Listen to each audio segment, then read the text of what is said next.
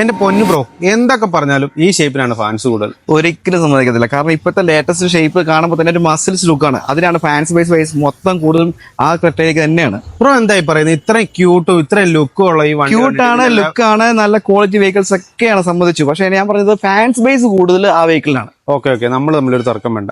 നമ്മുടെ ഫോളോവേഴ്സ് പറയട്ടെ, ഈ ഷേപ്പിനാണ് ന്യൂ ഷേപ്പിനാണ് ഫാൻസ് കൂടുതൽ. നിങ്ങളുടെ അഭിപ്രായം നിങ്ങൾ കമന്റ് മെൻഷൻ ചെയ്തോ.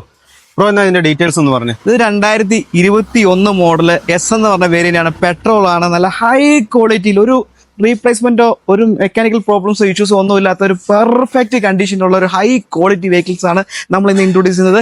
2021 ഹുണ്ടായി ക്രെറ്റ പെട്രോൾ എസ് എന്ന് പറഞ്ഞ വേരിയന്റ് ആണ്. ഇതിന്റെ വില എന്ന് പറഞ്ഞു കൊടുത്തേ. ഇതിന് നമ്മൾ ഓഫർ പ്രൈസിൽ 10,45,000 രൂപയ്ക്ക് നമ്മൾ കസ്റ്റമർ കൊടുക്കും. 10 ലക്ഷത്തോളം ലോൺ കിട്ടും. വെറും 40,000 രൂപ ഡൗൺ പേയ്മെന്റ് ഉണ്ടെങ്കിൽ നമുക്ക് ഈ വണ്ടി ഇറക്കാം. വില പറഞ്ഞിട്ട് പോകാൻ പറട്ടെ. ഈ വണ്ടി ഫുള്ളായിട്ടൊന്ന് കാണിച്ചേ. എന്താ എഞ്ചിനൊക്കെ പക്ക പെർഫെക്റ്റ്. ഒരു ക്ലെയിമോ കാര്യങ്ങളോ ഒന്നും ഇല്ലാത്ത നല്ല പെർഫെക്റ്റ് കണ്ടീഷനിൽ നിൽക്കുകയാണ്. ലുക്ക് ബേസ് ആണെങ്കിൽ കണ്ടില്ലേ, ഒരു സിംഗിൾ സ്ക്രാച്ച് പോലും കാണിച്ചിട്ടില്ല. അത്ര പെർഫെക്റ്റ് കണ്ടീഷനാണ്. ഇന്റീരിയൽ വൈസ് എല്ലാം നമ്മൾ കൂടെ വന്നേക്കും കാണിച്ചു തരാം.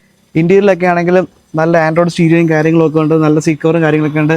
പുഷ് ബട്ടൺ സ്റ്റാർട്ടിംഗ് ആണ്. ABS, air bag, automatic climate control കാര്യങ്ങളെല്ലാം ഉണ്ട്. വെറും 43,000 കിലോമീറ്റർ മാത്രം ഓടിയിട്ടുള്ള വെഹിക്കിളാണിത്.